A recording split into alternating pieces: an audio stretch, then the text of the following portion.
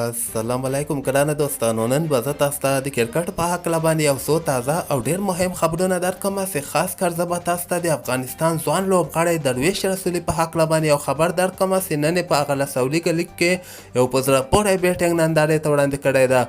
او بل به زه تاسو ته دغه پاکستان سوپر لیګ په هکله باندې اوس همدغه ساعت باندې یو ډېر غټ خبر راووته چې امکانات یې ډېر زیات سول چې دغه په دوبۍ کې ترسره سي. نو ویډیو تر اخره پورې وګورئ، په هر څه به تاسو پوه سئ.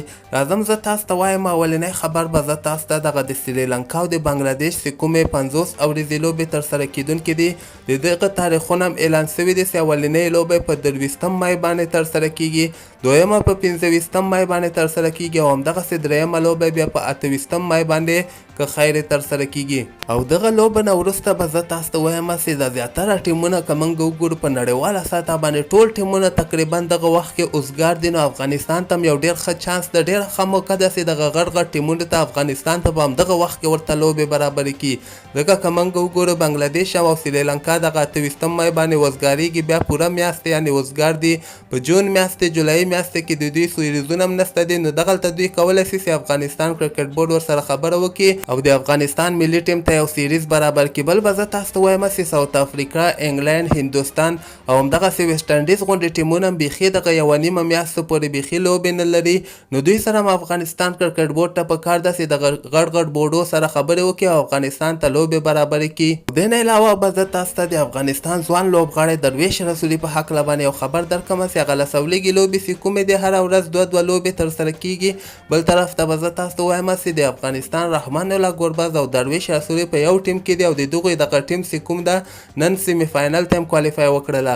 نن کوارټر فاینل لوبه ترسره سوله چې دغه لوبونه د درویش رسولي په بیټینګ په وجه باندې ډېر زبردسته بیټینګ یې وکړ، د هغه په وجه باندې دوی دغه لوبه وګټلی سوه. په نن لوبه کې درویش رسولي 15 مهم رنزونه د خپل ټیم لپاره کړي دي چې صرف 150 بالو باندې 15 کړي چې پکې 15 غټې شپږیزې او 3 څلوریزې وهلې دي. بل طرف ته به زه تاسو ته وایم چې قیس احمد هم په دغه لوبه کې ډېر ښه بولینګ ترسره کړی ده، 2 وړۍ کړي دي چې پکې 2 لوبغاړي ورته آوټ کړي دي. هغه بل ټیم ډېر کم ټارګېټ ورکړی، 2 رنزه ټارګېټ یې ورکړی، خو بیا رحمان الله ګربز سر کې خپله وکټه له لاسه ورکړله.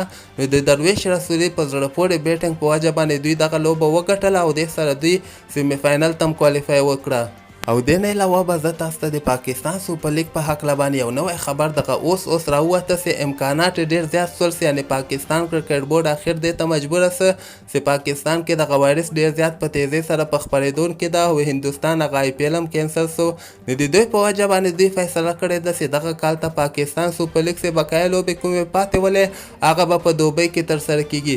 ځکه PSL کې چې کوم ټیمونه مالکان دي هغوی پاکستان کرکټ بورډ باندې ډېر زیات فشار راوستی، یعنې تاسو تر زره اعلان وکړئ چې دغه لوبې په دوبۍ کې ترسره سي، یعنې ښه ډول باندې بل کوم مشکلات ورته راپېښ نه سي. ځکه دوی وایي چې دغه په کامیابۍ سره ترسره سي.